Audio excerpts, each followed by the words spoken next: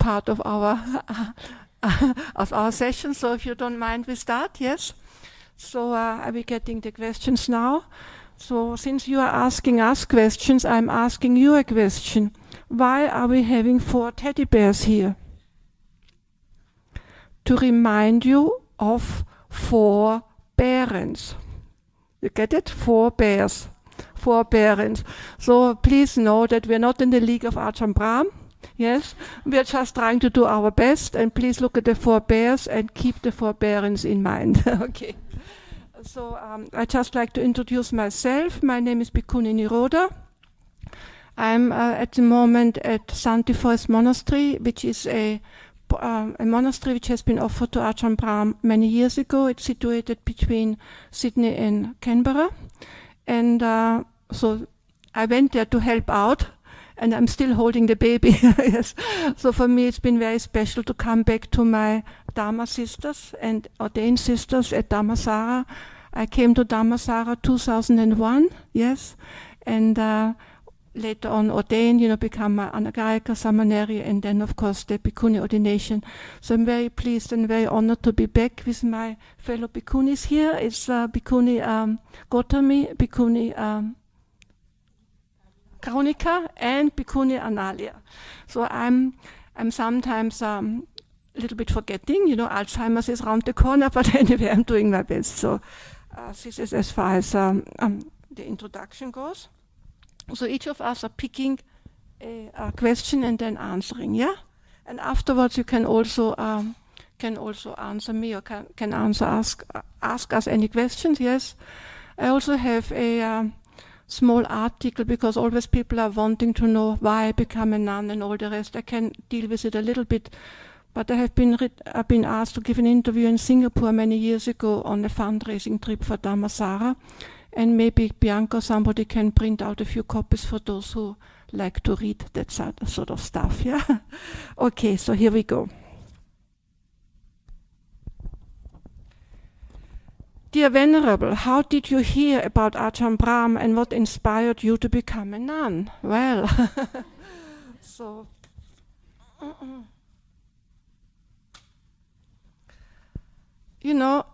there's such a thing as cause and effect, yeah? So even if we hear about something or somebody, doesn't necessarily mean that we are connecting, yeah? So as you will read in my article, originally I'm from Austria, as you can hear from my accent, yeah? Came to Australia in the mid-60s and had a relatively good life, yes? I was actually living with a housekeeper in Darling Point and all the rest of it. Of course, I was married, divorced, had another partner. So things were going extremely well for me, yeah?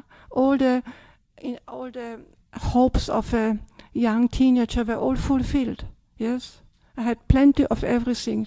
Twice a year to Europe, skiing in Switzerland, on the Riviera, Monte Carlo, all the rest there, yes? But there came a time when, the Buddha is the awakened one, and even we can go through life with a little bit of open eyes. So I could see rich people and poor people, all of them have problems. All of them have problems. And even though I had plenty, it didn't solve. Underneath I could see there is no end to wanting. I wanted something, I got it. That was not the end of it. I wanted something else. Yeah? So this is how I, so to say, looked at life. Not just blindly continuing, but actually with a little bit of discernment. And then one day I was at a health retreat outside in the Blue Mountains, trying to slim a little bit before I go to Europe and eat all this fantastic food again, yeah?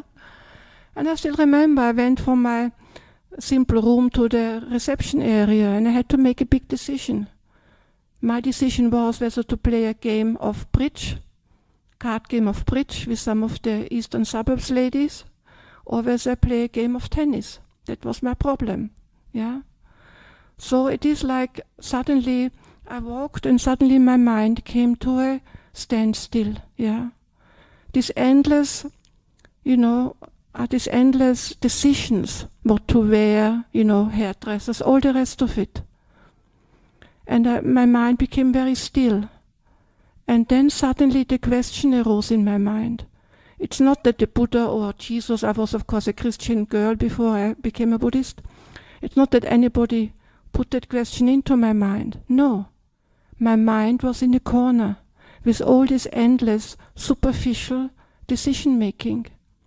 So the question appeared in my mind, do I want to continue with this shallow, easy way of life, or do I want to look for the truth?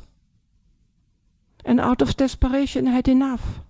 Out of desperation I was asking, or deep in my mind, I want to look for the truth. And of course I came out of it again. I still had to do, I don't know what I did, play tennis or something. But only much later I understood that the mind is the forerunner. And especially if you make decisions or adhitthans on a deeper samadhi level, it can be very powerful. So my life started to slowly change. And suddenly I realized I heard things which were under my nose, but I didn't care to hear them before. So we all have teachers around us. We need to open ourselves up and listen and learn. Yeah? And then I was living in my own flat in that time, in between changing of partners. And there was a Buddhist there. She was from Holland. And she systematically went through all the major religions. And she said, eliminating them all, she said, Buddhism I can believe 80%. And with that, she went to India to meditate and came back. And of course, we had cups of tea together, and, she, from time to time, she went to India. I was interested in going to Double Bay to do some shopping down there, yeah. So, but then one day she said, look, my teacher from India is coming and I have an open house. Would you like to come and meet him? And I said, yes, thank you. I had no intention to go. But as the karma is, I had engagements at that time, and these engagements were cancelled. So I was bored. What shall I do now? So I went down to see her. So I knocked on the door, and there was Munindraji, the Anagarika in white. He was a main disciple of Mahasi Sayadaw. And she said, this is Elizabeth. And he looked at me and he said, and what do you do? And to me, coming from Europe, that was very too personal for me. What do you do, But because of his mental state, I understood it on a much deeper level. And I looked at him and I said, I'm doing nothing. Meaning I'm doing nothing with my life. I was not a bad person. I was quite generous always. If you needed something, please let me do it for you. You want a lift, please let me do it for you. But there was no real purpose behind it, yeah. So I understood I'm doing nothing with my life. And of course, in those days, the hippies came in, and in the corner there was a woman breastfeeding. That was already too much for me. And then he said, I'm going to give a meditation retreat at Wat Buddha-dhamma, which is a monastery outside of Sydney. And I heard meditation retreat, and I said, I feel I had to go. After a while, I excused myself because I sort of didn't belong there, yeah. But the next day I said to my neighbor, I said, I'm going to the meditation retreat. And she said, you can't go. You hardly know how to spell the word Buddha. Which was true, just basic education. And because she had studied the Buddha's teaching before she went into meditation. But of course I was in my early 30s. For me, no, didn't exist. If somebody said, no, you can't do it, I would say, I show you. So I went to Wat Buddha-dhamma, And there was Ayya Khema there, a very famous bhikkhuni later on. And also Kantipalo, the early pioneers of Buddhism in Australia. Yeah. And so I heard the Buddha's teaching, and it made such an impact on me. So my first meditation retreat was very powerful, because I would say for the first time in my life, I followed meditation instructions.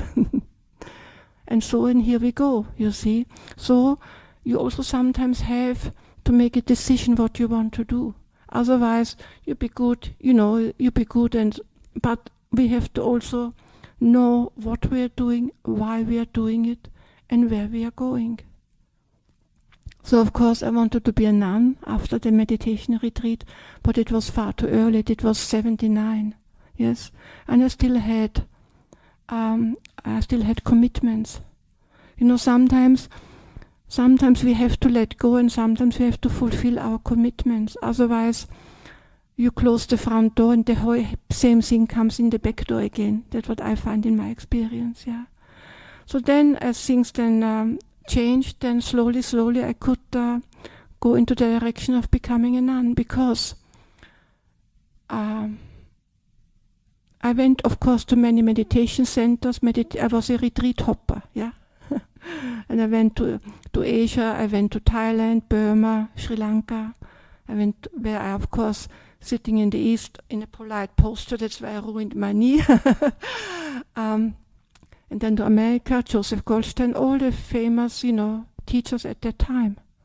But there come a point when all that is not enough, but actually the world and what the world had to offer has lost its pull on me. So for me it was a gradual, natural development of desperately wanting to become a monastic, because I didn't fit into society anymore. Playing tennis, playing bridge, going out and going to the Riviera and all that. It was pointless for me, yeah. So I think sometimes people rush into kind of monastic life too early, yeah, and then they're in and out. But you have, I believe, to let it happen in a natural way. In a natural way. And anyway, all of you can already be a semi-monastic at home, yeah. So there's no excuse, I can't be monastic. The monasticism is inside. The renunciation is inside. So, So then I came to Perth, and again, I don't want to take up too much time. There's so many questions. I just want to remind you how fortunate you all are to have such wonderful Sangha here, such wonderful Buddhist society here. Over East, where perhaps Buddhist societies existed for much longer, but we don't have a center like you have here. We don't have the caliber of people there. We have in everything, there's many monasteries, many centers all over the place, but there's not the cohesion and the wonderful cooperation and respect for the different ethnic groups, but also for different parts of Buddhism. So sometimes you need to go somewhere else. And as T.S. Eliot say, come back to the beginning and see it for the first time. So I congratulate you all of being here right now, having this wonderful Sangha, having these wonderful facilities here. But also know, just to make use of it, because things change constantly. And we don't know, where do you want to be reborn? Where do you want to be in the future? So I'm urging you on, as I'm urging myself on, to practice more sincerely and find more time. We can all be here and there. There's so many worthwhile things to do, yes? But again and again I can see from established Sangha, the more you develop your mind and your heart, this ultimately is the real gift, what we give to each other. Of course we try to help poor people, do all these charitable things, but ultimately the highest gift is the gift of the Dhamma. The highest gift is the gift of a pure heart, of a noble heart, of a caring heart, compassion and forgiving. Okay, I think that's all for me now, and I pass on to my venerable sisters here to continue. Is there any questions, or is there anything you want to ask very quickly? Okay. The application forms for monks and nuns are also somewhere.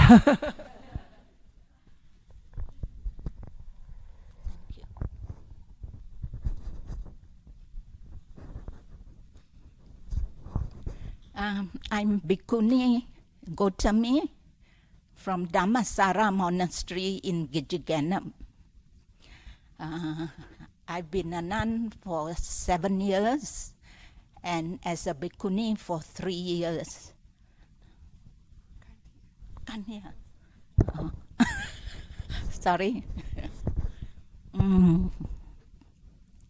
So I have a family of 4 sons 3 daughters-in-law and 2 grandchildren, a boy and a girl.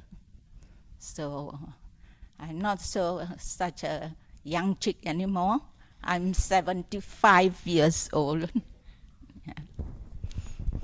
Okay, so the question I have here is, what is the point of walking meditation if we cannot disappear?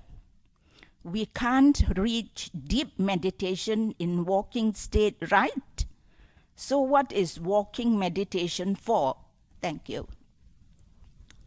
Walking meditation is really very good because you do get into deep states. Because Ajahn Brahm has been saying that when he did walking meditation in Thailand, after walking for quite a long while, focusing his eyes in front of him on the cement floor, and suddenly a part of the floor became like alive, full of different colors, so beautiful. He really felt like cutting it out and putting it in the museum or somewhere. So you see, you can get into deep meditation, maybe not into jhana, but deep enough for him to see something that is so wonderful. And the next day when he came again and he looked at the floor, it's nothing but an ordinary cement. And also another friend of mine, she does walking meditation. And after some time, because she's focusing down, and she keep her attention on her feet. And then she noticed that her feet has turned into skeleton. So you do get into good states.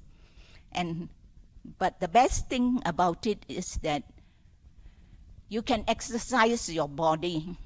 Because if you sit down for a long time, your body becomes stiff, can be quite painful also. So it is time for you to get up and do walking meditation. You can continue your meditation by focusing on your feet. Rather than on your breath, you're focusing on, maybe you can focusing on the soles of your feet. As you walk, you feel the floor. So you go from one meditation to another. And then also it loosens up your body, and after some time you will feel quite comfortable.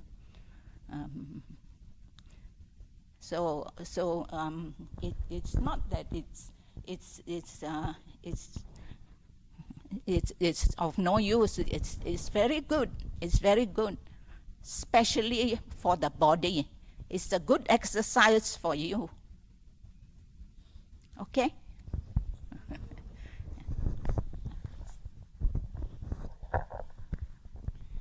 Okay, I'm Bhikkhuni Karunika. I'm also from Dhammasaranan's monastery. And so the question here is, what was the Buddha's standard around women becoming nuns? And then secondly, why did you become a nun? Did you ever have any regrets? How did you know you wanted to become a nun? Okay, so there are a lot of stories or theories or ideas about nuns and bhikkhunis, and also about women becoming nuns even at the time of the Buddha, because there was a delay. And there are many different explanations as well, but I'll just share with you how I perceive it, or my way of thinking about it. You can read about it in many places as well. So if I'm not wrong, I think the Bhikkhuni order was 5 or 6 years, quite a few years after. Could be more, I can't remember, but after the Buddha's attainment. And there is also people believing and saying that, Venerable Ananda had to ask many times and many requests, and the Buddha refused. So people think that the Buddha actually didn't support. But that was actually not the case, because even Ajahn Brahm mentioned this in many of his talks as well, that when the Buddha first became enlightened, at that time, the Mara the actual being Mara came and said, now Bhante, you have attained your enlightenment, so now you can pass away. You have achieved what you wanted, no need to continue anymore. So actually this is in the suttas, you can read it for yourself. And then at that time the Buddha mentioned, not so soon Mara, I have attained, but I will not pass away until I establish the sasana by ordaining bhikkhus, bhikkhunis, upasakas and upasikas, the fourfold sangha. So this was at his time of enlightenment. He already had the idea of also having bhikkhunis and female lay supporters. However, if you think about the time, 2,500 years ago, the society in India, the conditions you had for women, because the monks, the Buddha and all the monks at the early stages of Buddhism, they were not well known. So they just stayed in forests under the root of trees. So if you imagine, if you ordained women, and if they were also to stay like that at a very early time, that would be dangerous, because the two genders have obvious, safety issues. The women can get into a lot more trouble than men.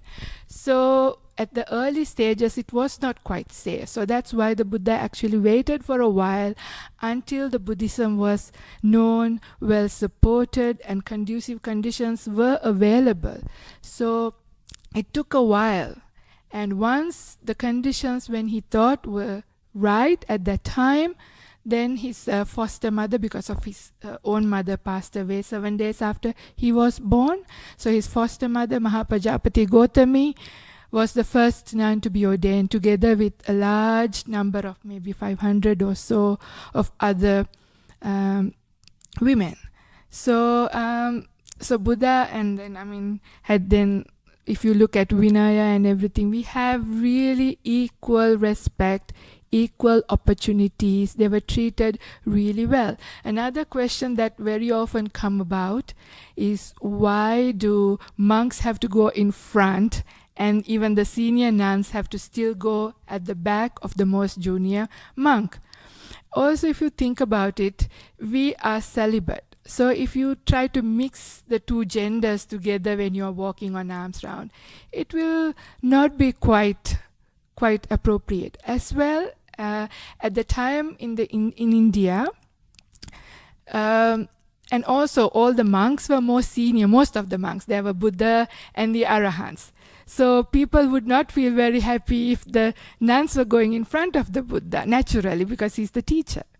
And also the society was such that the women were actually naturally happy for the men to go in front, because that's how it was, the culture. It was a different culture.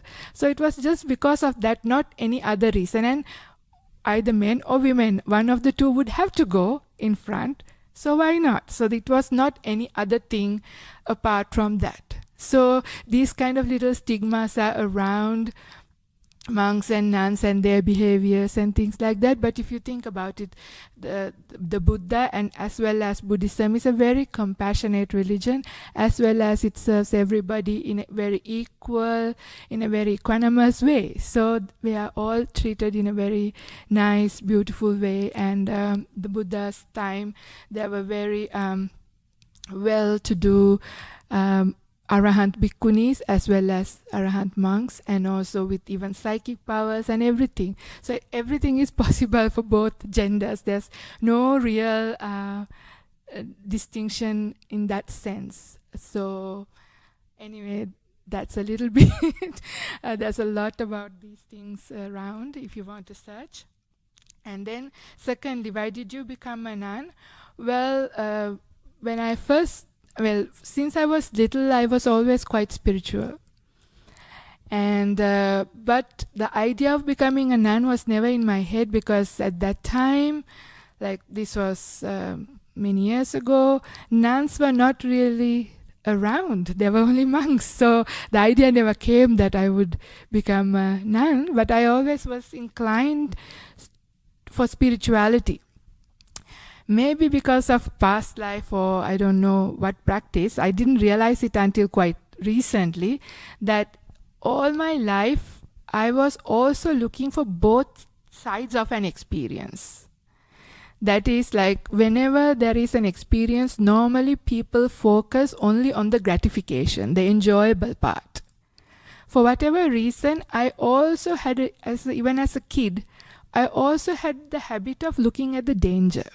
I don't know why, or nobody taught me this, but I could see, for example, like even as a child, I could see people getting married, and then I can see, yes, there is happiness in relationship and married life, but I can also see plenty of people having difficulty. I was open to see both sides. So I was contemplating, this is not only fun, it also has one area. And I also see people having children, and children are also really fun and lovable, and there's a nice side. But then I also see people having to go through a lot of difficulty and trouble bringing up children. I don't know, I'm not saying that these things are bad, but I saw none of them was only good and happy and enjoyable. I was also seeing, and I think I was a lot more attached to my freedom. So I wasn't quite prepared to let go of my freedom by being involved in a very strong way, either with family or with relationships. So I was always a little bit aloof and a bit concerned, and rebelled against going how everybody was going. So that was there. And I also remember again, like just few incidences, like going night clubbing for the first time. So I was very excited, as young people are, got ready and with all the anticipation and excitement. But once I was in the nightclub, it was like, this is it. This is dark and loud and people just swaying and mostly drunk. What's fun about this? This was my way. I mean, so I could see, there was enjoyment in that, but there was also, it's not as great as I thought. So same with taking liquor or having parties. There was the enjoyable side, but I always saw the not so enjoyable side. So that probably always kept me in check and thankfully a bit safe. So I managed not to get married or have children or get entangled that way somehow. But of course I probably also had past life good karma. For whatever reason, I have ended up in WA for my higher studies. And I didn't know Ajahn Brahm was here, but the first Sri Lankan family that I met, because for the first month, I never got to speak one word of Sinhalese, and I was so desperate. And then finally I met one family, and then I could speak in Sinhala, and then I was very happy. And then they said, would you like to go with us to the temple to listen to a Dhamma talk? So I went with them, and it happened to be Ajahn Brahm. So it was really nice. Then, of course, I had the opportunity to meet Ajahn Brahm and the Sangha. And that way, slowly, got conditioned. And anyway, I was spiritual. And before coming to here, I remember in Sri Lanka, there was a time after I finished my university degree that I wanted to sort of lead a spiritual life. But at that time, there wasn't even a meditation center where a young girl could stay overnight safely. This was in like early 90s. Now there are, but at that time there wasn't. So it was really frustrating. So I thought there was no point thinking like that, because that wasn't available at that time. So I spoke with one monk, senior monk, and he said, well, go and continue your higher studies, and you will get Kalyana Mittas when you wherever you go. And he was right. So I met Ajahn Brahm and many other Buddhist people here, and slowly the opportunity was there. But that monk told me, because I actually came here to do my postgraduate studies, he said, when you're doing your studies, just focus on your studies, and after you finish, then maybe think about the spiritual side more. So for whatever reason, I took that advice. So while I was in uni doing all those stuff, I also just did a lot of traveling and all the things that what young people did.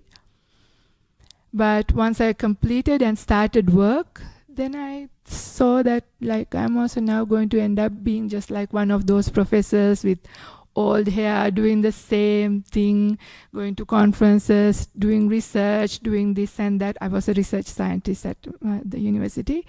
So it's the same repetition, same thing, and years passed by. So I thought now is the time that I should really start learning meditation. So until this time, I haven't done any. So I went to my first meditation retreat with Ajahn Brahm, a 9-day one. I didn't know anything, but I knew he's a kind monk, so I thought at least I'll eat and sleep and have a good rest. That was my attitude. But anyway, it worked out well. The meditation was good. And then I realized I was always very much attached to people for my happiness. I depended on my close people for my happiness. But I can't change people, and what happened to them? When they become unhappy, I become unhappy. When they get sick, so it was very fluctuating. It wasn't stable. So there was a suffering in that. But with the meditation retreat, I realized that I could learn to develop peace and happiness from within.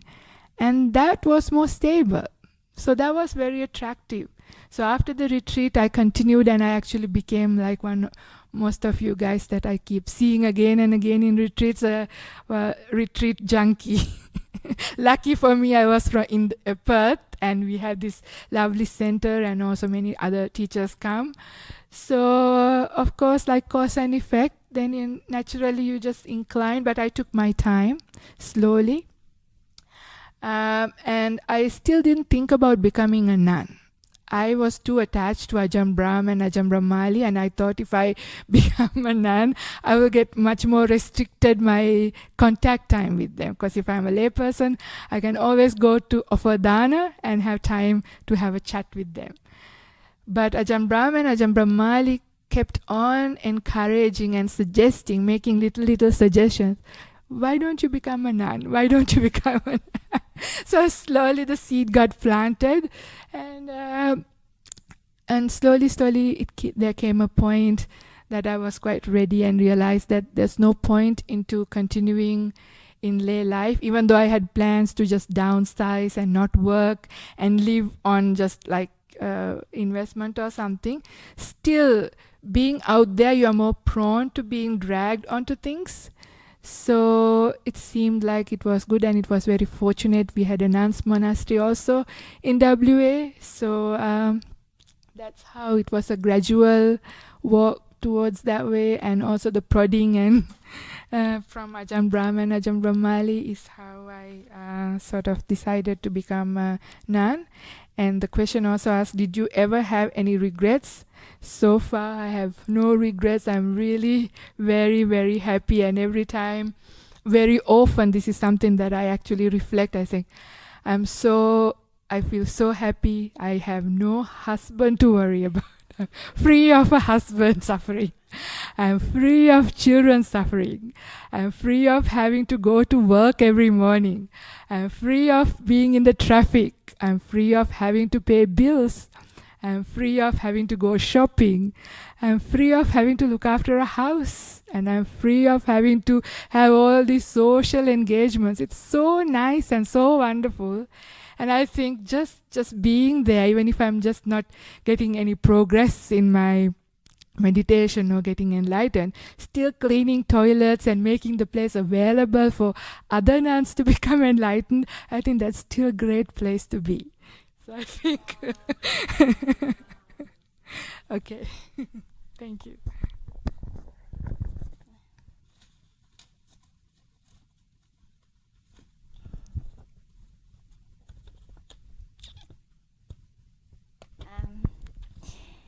This one's for Ajahn Brahm. But, okay. Dear Ajahn Brahm, in daily situations like having an exam and work schedules that have a strict time to finish things off, I usually get panicked. Sometimes I can feel my heart rate goes up, but being aware and letting it be helps me to calm down. Is there any good way to deal with this? Thank you so much for being so kind, and I appreciate that a lot. Like right now, my heart is a bit faster than usual too, because I have to talk to all these people. But yeah, I think what you said, like you said,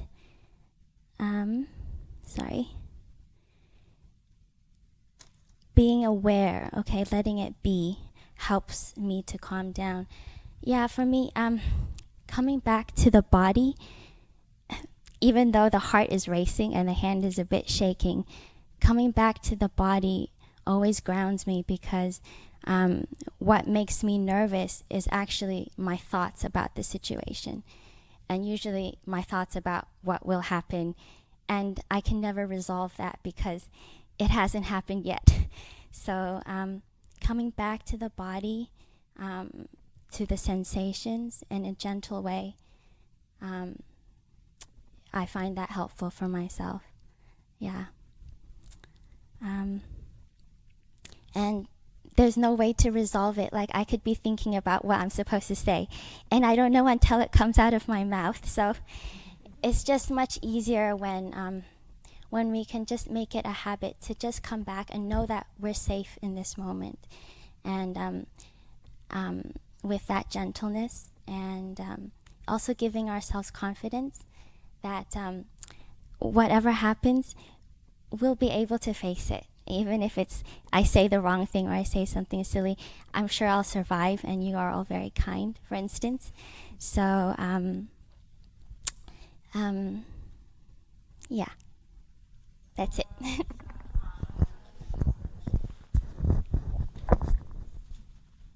my goodness. If I just may add something to Venerable Analius, in my own situation, sometimes I just reflect, I'm trying to do my best. And that's all you can do. You can do your best, or trying to do your best. And with that, I would like to die one day, that I think, now that I've come across the teaching and everything else, that I'm trying to do my best.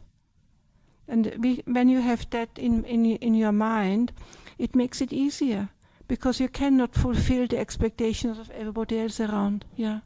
And as Venerable Analius said it so, then you go back into the body. We have so many other ways of dealing with it. Yeah. This is just a small add to my thing.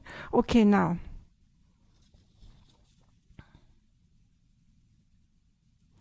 How do we overcome doubt? We don't overcome it. We understand doubt is doubt. We just haven't seen the truth of it. You know, sometimes we have all this endless discussion trying about what is Buddhism, what is not Buddhism, convincing somebody, you know. How do I know the Buddha's teaching is right? I sometimes say, try to prove the Buddha wrong. And how do we overcome doubt? What is important in our life? The Buddha didn't teach Buddhism per se. The Buddha taught universal truth. This is a very important statement. The Buddha taught universal truth. And when I ask in desperation to find the truth, in a strange way, it didn't bring me back to my strong Catholic roots. It brought me on to Buddhism. So that is a very hot potato. You can either say, well, that Buddhism really is the ultimate or the way to the highest truth, well documented, or you can say, perhaps I was a Buddhist in a previous life, yes? So again, you look, what are the essentials of Buddhism? We talk about the Noble Truth and all that, but we talk about the universal characteristics. That's the tilakkana. The tilakkanas. And when you, even if we haven't made much progress in direct experience, if we keep in the forefront of our mind that all experiences have that in common. You know, everything is constantly changing. Macroscopically and big mountains, everything is constantly changing. And when we see that more and more, we feel the unstableness. It rattles us. We want everything in concrete boxes. We want everything predictable. But it is very much against the very nature of our existence, the very nature of nature itself, constantly changing, constantly moving. You know, so if you see that, at least in a theoretical way, you will accept life more easier, and that way you overcome doubt. You see the doubt in what you are. Maybe you feel that you are asked to believe blindly. The Buddha said, "Don't believe me, find out for yourself." So you have to have the skeleton of the Buddha's teaching, because if we feel so proud and knowing it all, which we are very much prone in our Western society, because now many of you are very accomplished professionals, and in addition with the computer you press a button and all the knowledge is there. So you have, in a way, it has permeated your mind. I know everything. Yes, and that permeation, that inclination, I know everything, also spills over into your spiritual endeavors. So you have the feeling, I know it all, but in a theoretical way. So on one hand, we have to have the skeleton of the Buddha's teaching. On the other hand, we have to be open to the experience. Otherwise, you create a Buddhist virtual reality, yeah, how it should be and how it is and how I understand it, and never actually come down, what is the famous word, grassroots levels. So to overcome doubt, so again you see everything what the teaching which is coming across, especially from somebody so special as Ajahn Brahm, who has not only extensive studies, extensive experience, but also he has the pulse. He has the finger on the pulse of our everyday life, of what is the complexity of our everyday life, and he can, that way, the way he's teaching, he can actually help so very much, because he really sees what's going on, you know. So then again you come back to the Tilakanas and why, and then also little by little you understand cause and effect, which is the law of the universe as well, and the law of karma and all the rest. So little by little, whatever you experience is written down in the hundreds and thousands of books everywhere. And whatever is in the books, you have to confirm in your own station of life, in your own language. Then you have no more doubt, because you can see, yes, it is so, good or bad. Yes, confirmation of the Buddha's teaching, confirmation of the universal truth. This would be, in a nutshell, my way of. What are you doubting? What is the doubt? And then you look into it. What am I doubting? The Buddha didn't ask you to believe blindly. He's on the contrary, go out and find out for yourself. But by the same token, we are working with faulty instruments, in our mind. Because let's say 20 degrees, one day it's hot, the next day it's cold. So we know that we cannot trust our own perceptions constantly changing. So that's why you need a teacher. That's why the Buddha, sometimes people say, oh yes, impermanent, I knew that, I don't need the Buddha for telling me that's impermanent. If you really know impermanence, you would be on a different level. So we need the teacher to point out where and how we are looking at it, but ultimately, your own experience will free you. The Buddha's famous statement, blinded by ignorance and fettered by craving. Blinded by ignorance because we don't see clearly or not clear enough. And fettered by craving. Not only just big things, small things.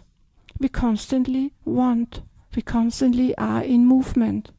Needing, wanting, doing this, doing that. that is fettered by craving. So you have to see it for yourself. That is how to overcome doubt. Or you go to a good teacher, to a good friend, to a good Dhamma friend, and discuss the Dhamma. And maybe see another angle. So if people criticize you, you first of all see and look if there is a grain of truth in it. Because sometimes we perceive ourselves in a totally different way than other people are seeing you. So that's where to be humble and be open for criticism, be open for to change. Otherwise, the whole spiritual trip is not a spiritual trip if you're so sure of everything. So this is little snippet which I have to offer. So over to the next Bhikkhuni. Thank you very much.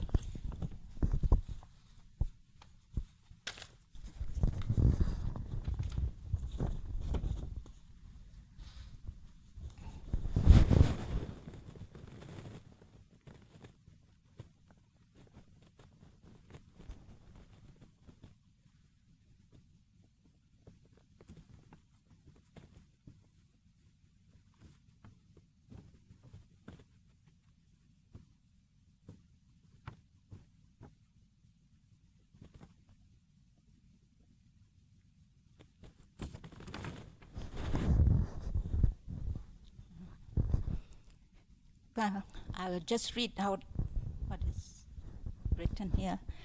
I would like to thank the nuns for their participation in the retreat. Your energy has been very soothing, and it's great to see diversity in the Sangha with metta. I understand that full ordination is available to nuns here in WA. Can you explain what that means and why it doesn't happen elsewhere? Or maybe I'm confused. Please clarify. Thank you.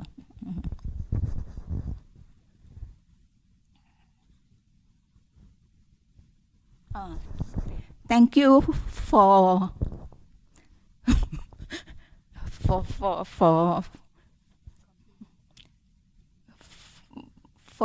being happy that we are here. And yes, full ordination for nuns is here because of Ajahn Brahm. He is willing to take that step to do it. So, but also it is also available in other places, like in the Mahayana tradition, and also in Sri Lanka. There are also many bhikkhunis. Some people go to Sri Lanka to have their ordination, and they go to the Mahayana temples to have their ordination, the higher ordination. This higher ordination, well, it's very good in the sense that it increases the number of precepts that we have to keep. And having precepts, although people may say that you are restricted in so many ways, but it's very good in the sense that, well, if you really want to really practice well, you need precepts to keep you in line and to help to support the way you practice. Otherwise, people can do as they like, and what's the point of going to a monastery and becoming a nun? We have 311 precepts, which is much more than the monks. I think the monks have got 227 precepts. Maybe the female are not here. Because actually the precepts came about because nuns do things that they are not supposed to do, or go places alone by themselves, where they are not supposed to do, because it's very dangerous. At that time, nuns get raped if they travel alone. So, personally, I find no problem with the precepts. It's only sometimes that we do break the precepts, but they are only the small, unimportant, not so important precepts. That's because sometimes we forget. Like at the beginning, when I was ordained, one of the precept, the smaller precept, is not to harm plants. We cannot destroy plants. But because of habit, sometimes when we arrange flowers, we have to get some leaves to put into the vase to enhance the beauty of the arrangement. So there was a day when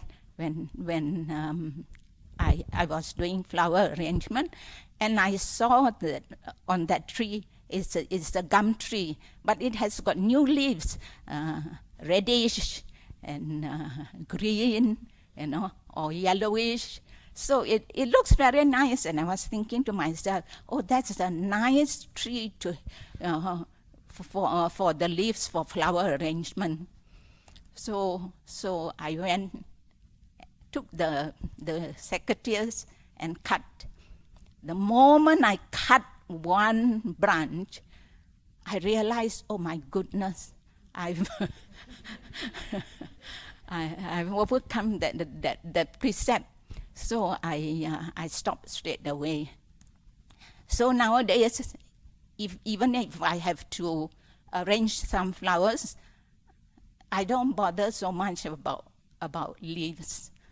So so whatever leaves is stuck on with the flower, that's good enough.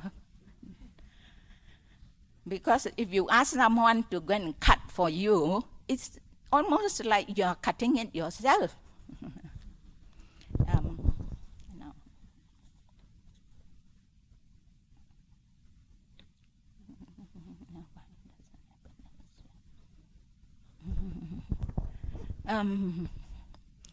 We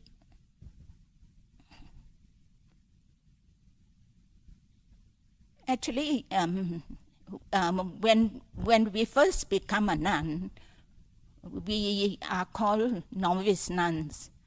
And novice nuns, we keep 10 precepts. 10 precepts includes not handling money. So not handling money is a big thing, because when you have been so used to handle money, suddenly you cannot handle money. Sometimes if you are taken out somewhere, and then you go to a shop and you are waiting for other people, but the tendency is to keep on looking at the things. Oh, this is good. Oh, that is nice, but then no money. So after some time, I really don't like to follow people to go shopping, because sometimes when I go to my son's house and they take me out to eat, and then they have to buy something, so I don't bother to look at things. What for? Can't buy anything. So, but it means a lot to me to become a bhikkhuni, because then you are considered a fully ordained bhikkhuni, fully ordained. So why not? If you want to become a nun, then you better go all the way. So, yeah. So I'm, yeah, okay. So yeah, I think that's all I can explain so far. So, okay, I pass. Oh, you want to say something? I'd just like to add that we had a Bhikkhuni ordination in Santi Forest Monastery last year in New South Wales. So why the Bhikkhuni ordination started not only because of Ajahn Brahm's and Ajahn Suchato's endeavors, but also we had to have a Bhikkhuni preceptor, somebody who ordains us first as a Bhikkhuni. So, and that was only made possible because of their confidence that Ajahn Brahm and his Sangha here would look after the beginning of the Bhikkhuni order here in WA. Yes, because sometimes you can go and get an ordination and then nothing much else happening. So as you know, Ajahn Brahm and the monks here and the Sangha here deal with everything in a very, very responsible way. Yeah. So even when we had the Bhikkhuni ordination in the big cave at Santi Forest Monastery, done by a Bhikkhuni preceptor and all the rest of it, everything was done properly. Then the Bhikkhunis afterward flew to WA to receive their confirmation from the monk side at Bodhinyana. That is called the double platform ordination. If you're ordained only by a Bhikkhuni, that is one ordination, but if you're ordained or confirmed also by the bhikkhus, that is called double platform ordination. Yeah, and also again, that also was made possible because of the extreme high standing and purity of your sangha here, because otherwise it would not have been able to not only take root but to flourish in the West. Of course, in Sri Lanka, Dambola and all the rest, there have been Bhikkhuni ordinations for some time. But the big challenge is how to start off. And as Ajahn Brahm says, we have to start somewhere. We still have a long way to go. We are, thanks to your generosity, we are given the opportunity to practice in the same way as a monk. Many years ago, when many tried to do some things at Santi Forest Monastery, I went to the council for some permission, and he said, "Oh, you want to ask for a favor?" I said, "I have never asked a favor in my life.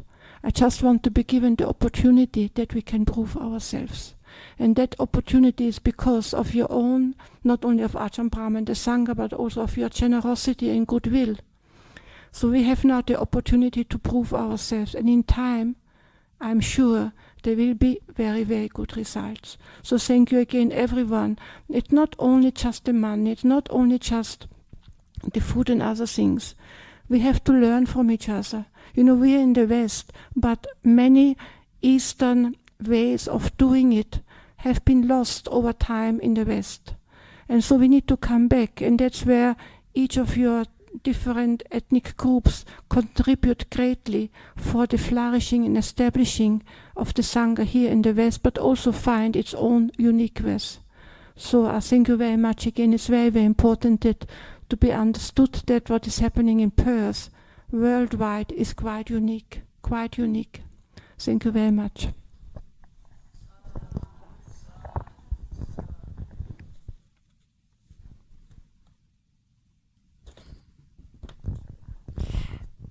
Okay, this question says, Dear Venerable Sir, why do you wear different color robes? Your lunchtime chanting is amazing. So this is to Bante Pravun.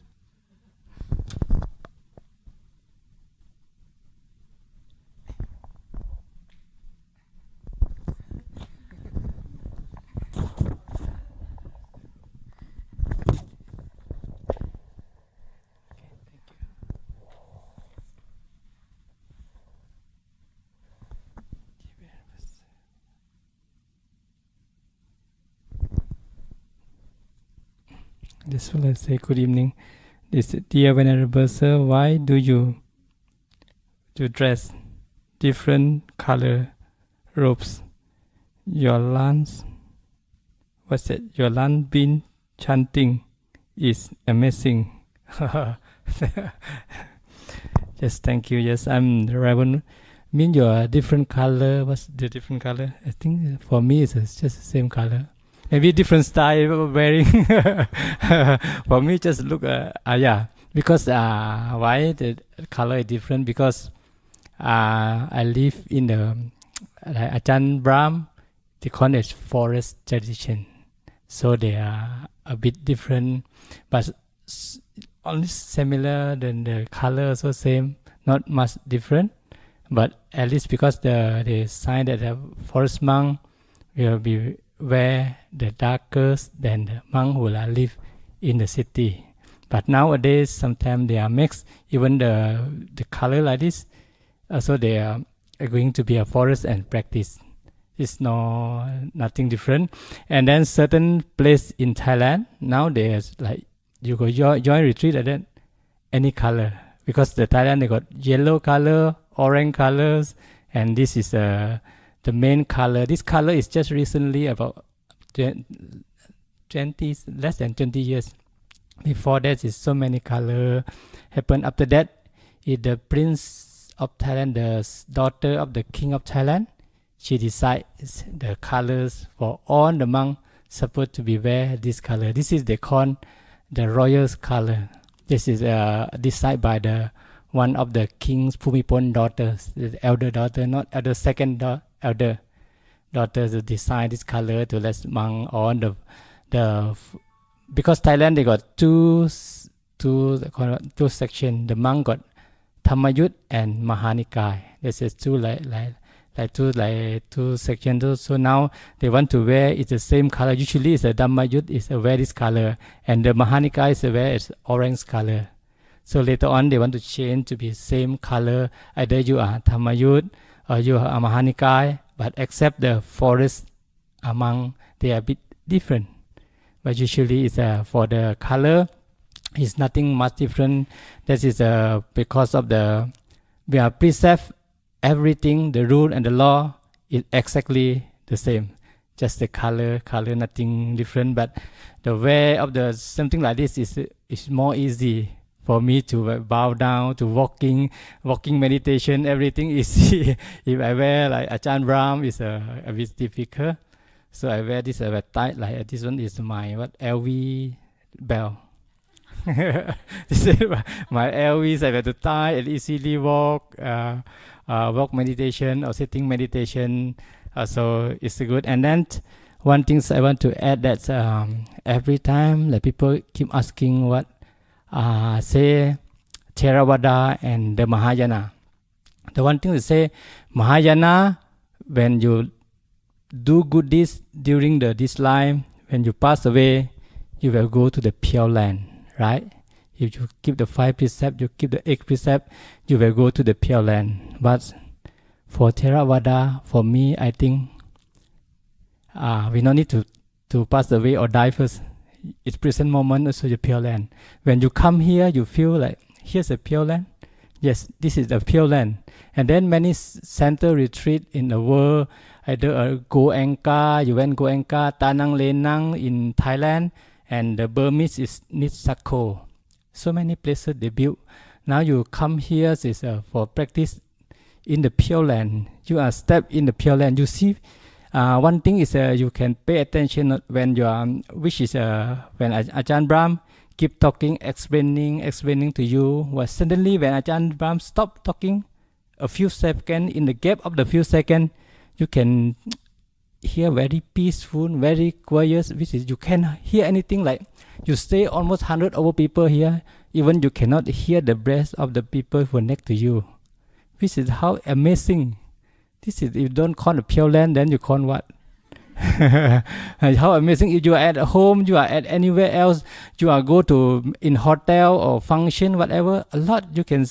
Here I also joined the Ajahn Brahm do the retreat conference in the hotel before in Thailand or in Malaysia. So when I in the hall, just quiet. When you walk out from the hall of the conference, of course we got many hall, not only one hall. Then the hall is got a dinner party, got other party, and then they got singing, everything, beautiful Sunday, right here waiting, everything song around, a lot that you can hear the different. When you come here, you ever heard any nice music? No? You never heard any like drum or whatever, something like weird only very peaceful and quiet and serenity in the mornings. Only the most you can hear also Namo Tassa, Supatipanno, Savakato, Itipiso, Savakato, Supatipanno, and Sadhu, Sadhu, Sadhu. Like that one, that's I have the scene I talk, don't know, it's okay. For you to talk short one, I would like to tell a story behind about the bird story. It's a story, this is happening in Thailand.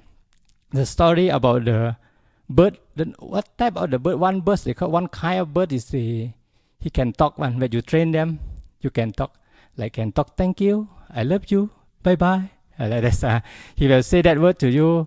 There's one of the wealthy family in Thailand, quite wealthy, and then because they are the husband is become a high post, like generals, work in the governments, in high post, working with the royal family, and then is a wealthy, and then they got only one son. The wife also become like got something like special from the royal family, become like sir. In English they call sir, right? But in Thailand also they call word that I don't say, so you won't understand. So she get that one. Her house is near the golf course, 3-story, very big house. In the house, and then when she reached the 60 years old, they got one person, her good friend, the schoolmate, long time ago, give her a present, like give her a bird that can talk one, well trained one. Whatever you train, she can talk. Whatever they train, they can talk. If they talk, thank you very much, I love you, bye bye, on everything they talk. Then she always like traveling. In her house got herself, husband and the son. And when one day the son went to London to study in university in London, then she always go to one a while. When the son not around, not there, she when the holiday summer, she will go to the London or go to Paris to do some shopping, because of course a woman go anywhere, so the best thing is a shopping. Where they are shopping, go to buy like wallets, the famous one wallets, right? Like LV. Thailand, the two brand name that Thailand people don't like, for those who are very species in the believe in the sign, whatever, you know what name? One, Prada. Second, Longchamp. There's a two brand name the Thai people, those who are very sick, they don't like, Prada and the Longchamp. The Prada is why come from where? Prada is you heard the Prada, like Ajahn Brahm or Ajahn Brahm call me Pravun, right? The word pra is mean monk, man, and then the word da is scold. When you join the Prada together, monk scolding. So the superstition say they don't use that word, that not very silver. When they join the word Prada mean the monk scolding. And then the one more brand name is not self, is Longchamp. Longchamp is from France, right? Longchamp is mean second runner up. Like Ajahn Brahm talking about the cricket match between the Australian and Sri Lanka, right? Australian and Sri Lanka. The Sri Lanka win the trophy of the World Cup of the cricket, but Australia is lost. When you lost, it's your second runner up. They call Longchamp. Longchamp in Thailand is a second. You never should be champ. You never be we get up to the champ. You are wrong champ means you are number second. So when you use a handbag, you are number second. If you be a wife, a second wife, or maybe like they think because superstition, if you are be a whatever, you also be a number second. You never not be a number one because of the wrong champ. Wrong champ with the word mean second. So they don't use that one. They good Gucci, Chanel, or other brand, except that two cannot sell birds. So when she went to the visit her son in the London, and she went to the Paris to buy a thing. Sometimes she went 2 weeks, sometimes she went a month. And when she was 60 years old, one of good friend giving her a bird that can speak. The bird also speak very nice every time, very nice. But When 5 years later, the bird also same, she went for to visit her son in London. Then after that she come back around 1 month. When come back, this time the bird is changed character. She won't say good mornings. They say in Thailand, good mornings, I love you, I miss you, bye bye. But this time when she come back, the bird say, the lady boss going to die. Lady boss going to die. Like she will scold the lady. The lady see very weird. What happened to this bird? So she also like, what happened to the bird? Why suddenly like that? Must be one of the maids changed her character because she always scold the maid working in the house or what, don't know. Maybe the maid trained her, so changed the character of the bird. The bird every time scold her like that one. The first day she feel like, never mind, no problem. When the second day she walk past by the bird case, then the bird also same thing, same, the lady boss going to die. Lady boss going to die. But the second day she cannot stand anymore. She quickly to the temple to see the sheep abort in the temple. So because that temple, she always support the temple to do building, to do everything for the temple. She got wealthy. Then she's give the then go and ask looking for the chipmunk. And then when she reach the temple, the chipmunk is busy with the guests. Then never mind, she wait because she cannot stand the bird that's sitting. She looking to die. So suddenly the guests finish. Then she go and see. Then after that they talk about other thing. Don't talk about the dead bird yet. Talk about. Then the chipmunk ask, anything what you want to come here today? Oh, I got some things want to discuss with you because my bird usually is last time is always greeting me good morning, I miss you, I love you, bye bye. But now this time when I come back from the overseas, the bird always say to me, lady boss going to die, lady boss going to die. So what the chipmunk what to do? Oh, the chipmunk thing might be one of the maids with not happy with her, train the bird to be like that. So in the same time, the chipmunk disciple of the temple got the bird, same thing. The bird in temple also got the same bird, that the bird in temple might be well training, should be good training or good. Also you got Dharma because he live in the temple. So the chipmunk give her back one of the temple bird to put together. At least he can teach that this bird don't we talk roughly, don't they talk rudely to the boss, and that one at least can teach because she got the Dharma, live in the temple for so long. So might be good, something is good for training the bird back to be say some word is a good. So when she bring the bird back to the house and then let the driver to put case to neck to each other. So they both the bird start talking to each other like the bird language, like we hear from here. They got language, the bird, they're talking to each other. The next day she dressed well, want to go to do the same thing, to walk past the bird cage. That one, when she walk past to the bird cage, her own birds say the same thing, lady boss going to die, lady boss going to die, lady boss going to die. Then she wait to see what the temple bird will say. The temple's bird to say, Satu, Satu, Satu, like that. Oh, she very angry, more angry than before, because the temple bird do what in the temple? He always will say word what? Satu, Satu. When she said that, then she quickly asked the driver to take the boat of the bird, then send back to the temple. Then she no more use the bird anymore. Because the temple, what you do? Namo tassa.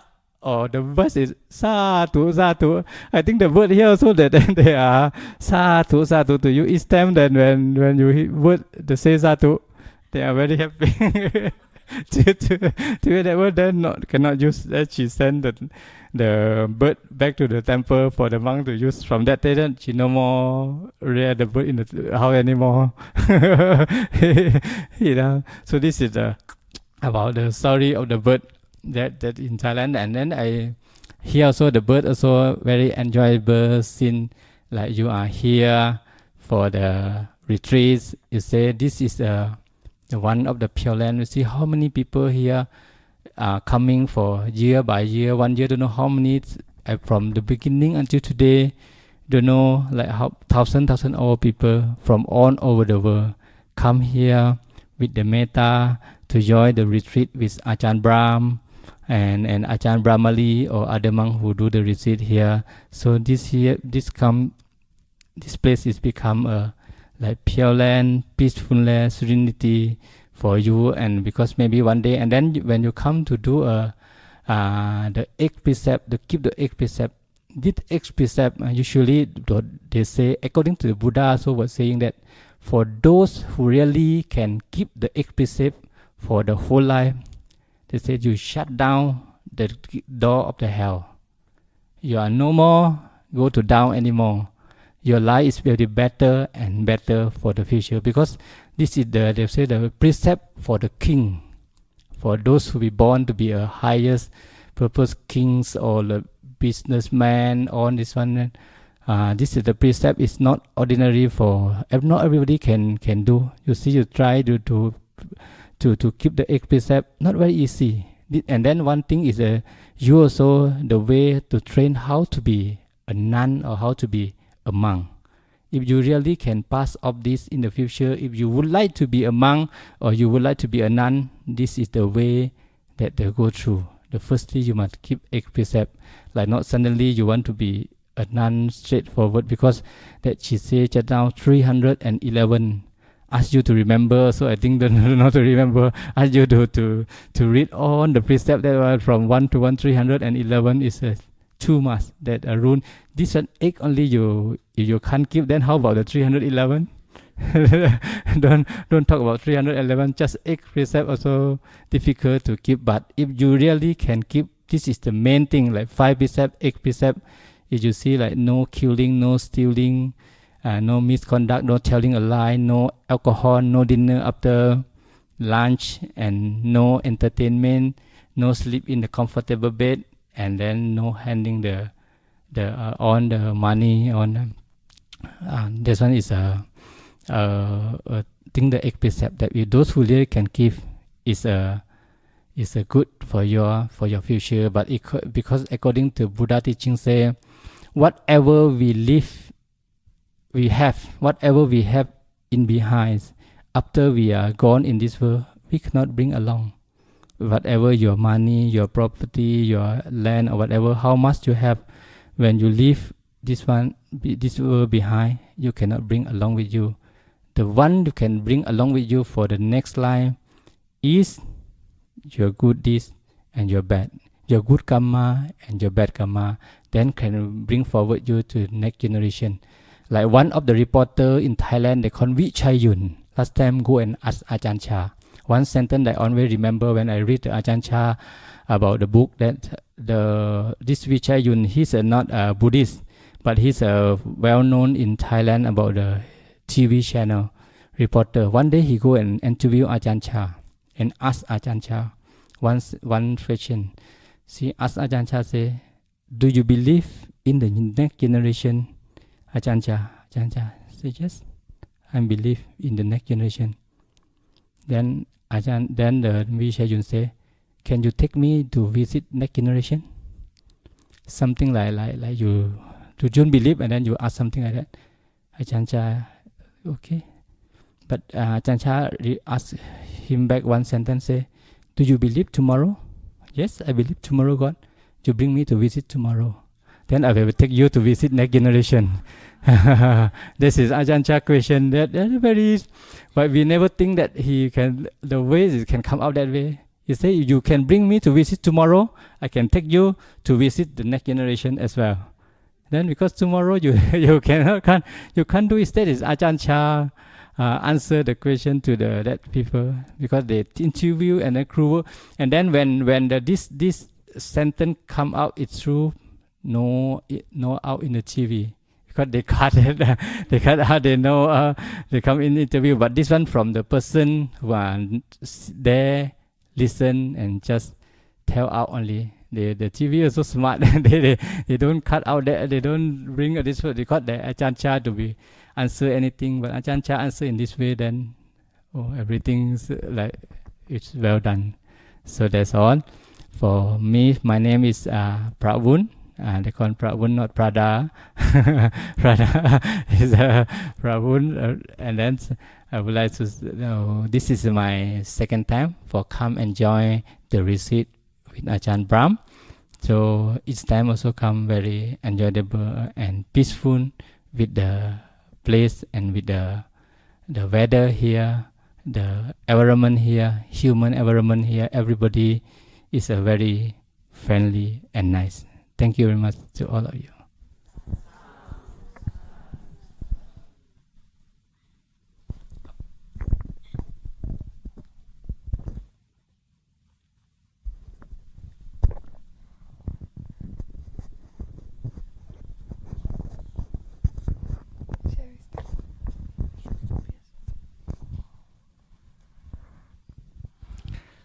So we always follow our teacher Ajahn Brahm, and since he left some questions for us, we are going to leave some questions for him.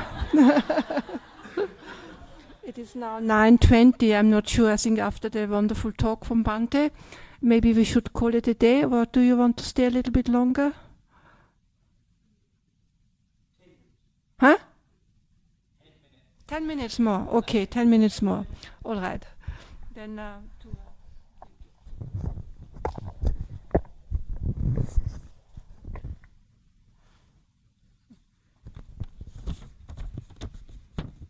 Okay, this is a question for Ajahn Brahm. I don't know how well I can answer. If I don't answer well, you can write it again for tomorrow. Dear Ajahn, can you please explain what exactly is mindfulness? If you're walking, for example, is it thinking, walking? Seems a bit verbotic. Is it more on feeling the sensations of walking and seeing what's around you? Is mindfulness and satya the same thing? Does it feed back to your meditation practice, allowing you to easily observe samadhi? So this would be my understanding. I'm still a baby nun. So mindfulness is actually being present right here fully. This is my understanding. So when you hear the word satipatthana, that means you're putting like your attention next to the object, kind of. That's kind of like the literal meaning from what I have studied from Bhikkhu Analayo's book. There is actually, if you want to understand a lot more about it, I can recommend a good book. There is on Satipatthana a book by Bhikkhu Analayo which explains very nicely what mindfulness is. So mindfulness is not really having any thoughts, rather attending with full awareness to what is present. So for me also, I was thinking like in one moment there are many things that can happen. Like you can be seeing, you can be hearing, you can be feeling, but your attention is always only in one thing fully, right? Even if you are really looking at something, for example, watching a football match, you're fully watching. But then if there are like something else going on around it, your attention is not there, even though you might hear a sound, but you're fully watching. So it's not about thought, it's about fully being present with the experience that is in front of you. So that is necessary for us to actually get rid of. My understanding is that we have been conditioned by a lot of things that we hear, read, since we've been born, since we are like really like few months old already. Your parents are telling this is red, this is a ball, this is this is that. So there's a lot of information. So whenever we actually look at things, we are looking at together with our thoughts. But mindfulness training is actually allowing us to stop this thinking and just being present with the experience, to actually see whether you can see more than what you have been taught. Because the whole reason why we keep going in samsara is our perceptions are perverted, in the sense that what is impermanent, we always perceive something permanent. What is really a non-self, we actually see a self who can control and do things. What things that are really suffering, we always perceive only the pleasure. So things like that, that's what in the Dhamma. But the reason is that we are so much up in our head with what we've been taught by people, that, like what I was telling, going clubbing, night clubbing is so enjoyable. Yes, there is enjoyable part, but there is also non-enjoyable part. But we never train to see if we are only in our thinking and in condition. But if you are really present there without thinking and remembering what people told you about it and really be with the experience, then you might probably learn more. So this is how we actually train, and this is why the whole path of meditation is increasing our mindfulness to actually stop thinking. One epithet for an arahant is nipapancha. So nipapancha means, papancha is proliferation. So it's our mind constantly thinking over and adding things and creating and making all these concepts, designations, all sorts of stuff that actually color our experience to, and it's always our experience is controlled by outside. It's not our real experience. Like Ajahn Brahm says, when you're watching a cricket match, if you're hearing the commentators, you're not really seeing the match what you want to see, but you're rather listening to what the commentators are saying. So it's like that with us, with most of our experiences, we already experience with our preconceived ideas and things that are thinking. So the whole path of training is to actually leave that aside, to shut up that thinking and all that conditioning as much as possible, and trying to be present without anything to really experience and learn from that. And that is how you actually change your perceptions that are turned upside down the right way up. So that is enlightenment. So what the person is saying, where they say thinking, walking, I believe it's not thinking, walking. It's just being with the sensation of walking. There are many things you can do while walking. So if you are mind is inclined to bodily sensations, then just pay attention on how your body is moving. Or while you're walking, the mind might want to contemplate some Dhamma or something else. So whatever it is, just being present with that object, whatever comes. So also mindfulness is actually being silent. So the mind is not thinking. Therefore, mindfulness actually helps memory. Like, have you ever had this experience where you want to remember something? It's like at the tip of your tongue, but it's not coming. The more you try to think, it doesn't come. Then you finally give up and you just become your mind becomes very expansive, very still, and suddenly what you forgot drops in your mind. That's a function of mindfulness. The mindfulness has that function of remembering and recalling. So these are things of mindfulness. So when your mind stops thinking and allow this mindfulness to function, that has many, many benefits. So it's a huge subject, and like I said, you can read the book and also ask this question again, because you probably get a lot more out from Ajahn Brahm. But this is the few bits that I would like to say in the 10 minutes that we were talking extra. Thank you.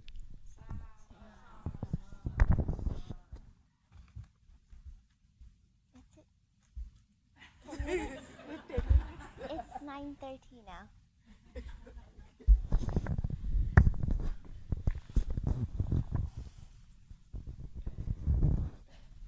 I think you should answer one more question.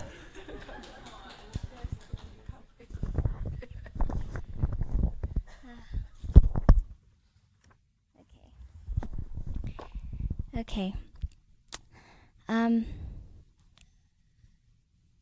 Okay. would like each of the nuns or any one nun to tell us why you became a nun. I'll skip that because that has been done. The second question is, I heard that one of the nuns was an accomplished pianist. How can one give up music? I'm not sure which nun it is, but I think some of the nuns are, I don't know, and maybe not us, not anyone that, but how can one give up music? I'll just give my own little experience in a short. Well, there was one day I was on the bus. I think I had been listening to Dhamma talks for, I don't know, maybe a year or something. And I was just on the bus and I had slowly, refined my musical tastes, and I thought the music I had on my iPod or whatever was good.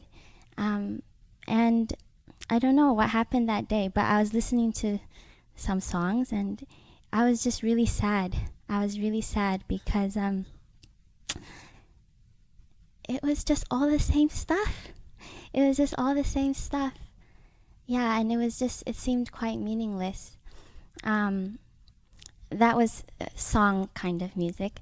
There's other kinds of music that are maybe more uplifting, or maybe even some people use that as a way of, I don't know, almost like a spiritual practice it can be. But I think a lot of these things that we try to give up, I think like some of the other venerables were speaking about, it's kind of a natural process. So as we practice, as I have practiced, just the way I see things just change. And it's not so much of putting an idea over my experience of how it should be, but it's kind of like I'm receiving this new information. I'm receiving the Dhamma, a different perspective, and I'm open to that. And as I practice, as I just become more open and practice, certain things, I experience things differently. And so a lot of the giving up or the renunciation, there's partly we do incline our minds in a certain direction, but a lot of it is something in inclining my mind in a certain direction. A lot of the changes happen naturally from within. So it's not so much of I should be a nun or I should give up music.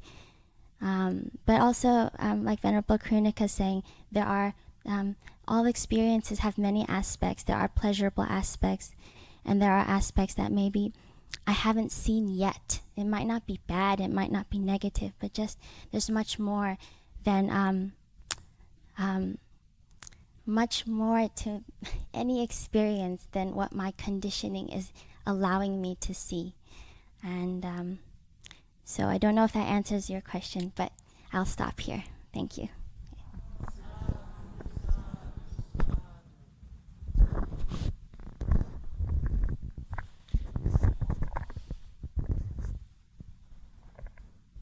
What do we do now?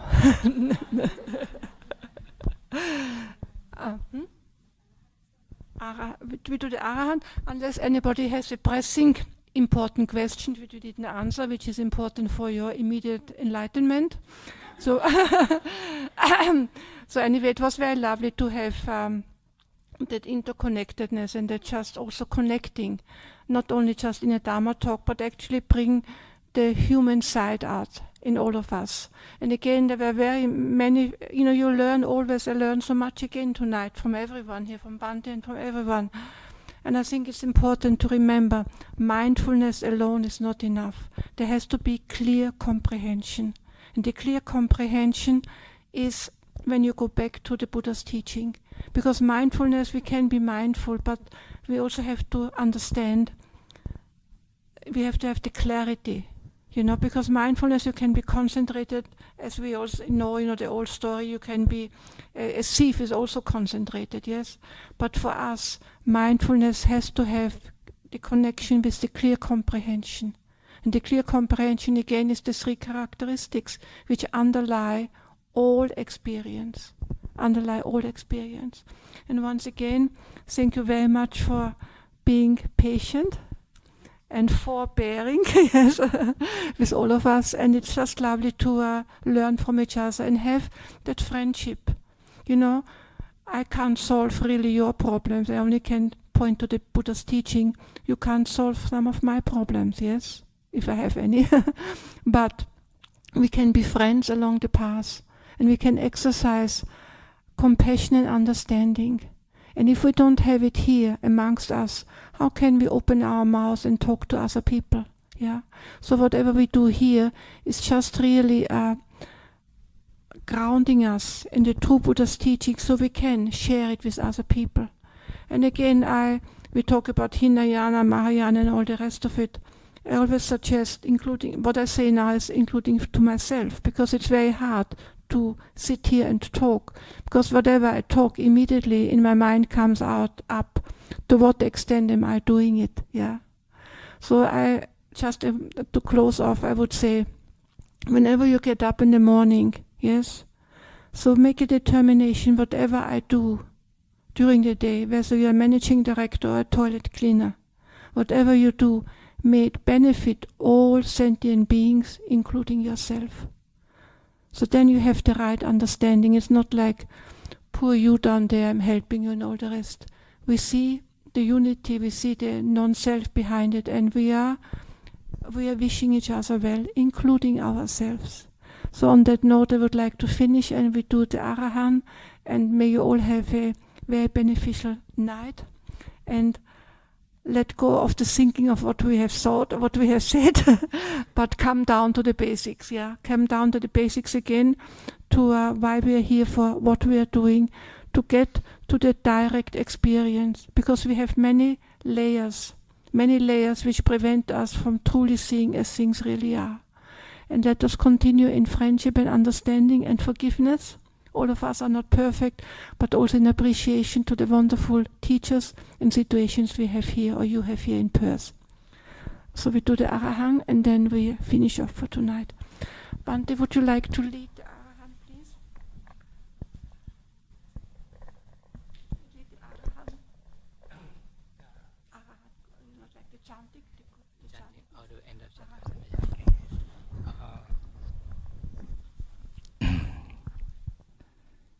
Okay, just say Arahant to the Lord Buddha. Also, before the end of the day of today, I would like to share this sentence to all of you. Just the saying of the Lord Buddha.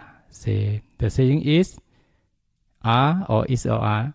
When you are alone, beware of your mind. When you are in company, beware of your mouth.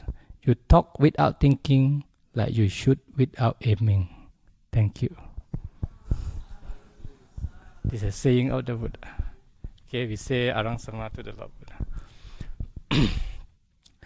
Arahang Samma Sambuddho Bhagava Buddhang Bhagavantang Abhivademi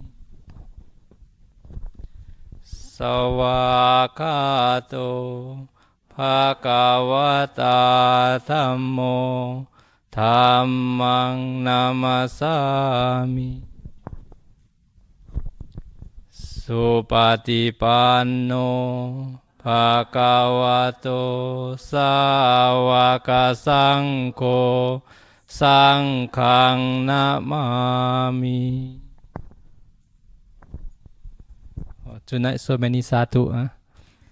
Usually when Ajahn Brahm around, only 3 sadhu, but tonight got so many sadhu. So the bird also happy, the kangaroo also happy. Every day hear the word sadhu, and all living being around here. Okay, thank you and good night to everybody. So those who will continue, one thing you would like to remind you, because since we are coming here today until almost the final day already, so we have a few to join for the morning chanting. If you okay, then try to wake up early and to join Ajahn Brahm to see chanting. Then the bird and the kangaroo, they were happy with us. Because every day the birds wake you up, wake up in the morning, 4:30, 4 o'clock, they try you to wake up early. So come to join more chanting, because we got tomorrow morning, only tomorrow one more day left. On Sunday, consider like only morning session. After that, no nothing. So try to wake up and join the chanting with Ajahn early morning tomorrow. Everybody, thank you.